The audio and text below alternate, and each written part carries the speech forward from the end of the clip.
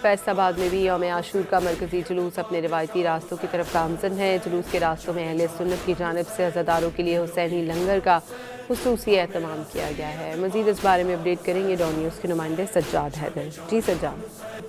हाँ जी, फैसलाबाद का मरकजी जुलूस अपने रवायती रास्तों की तरफ गामजन है। जुलूस के रास्तों पर खुसूसन खैर हज़रात की तरफ से खुसूसी लंगर का एहतमाम किया जाता है।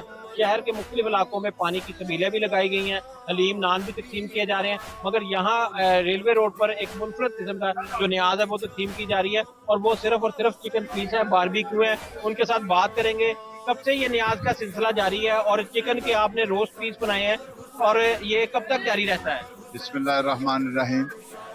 ये मौला की न्याज है। अल्लाह पाक ने हमारी ड्यूटी लगाई हुई है। इधर वीआईपी टायर पे ये शहजाद साहब मेरे भाई हैं, इनके साथ अरसा दराज से अल्लाह करीम ने हमारी ड्यूटी यहाँ पे लगाई हुई है।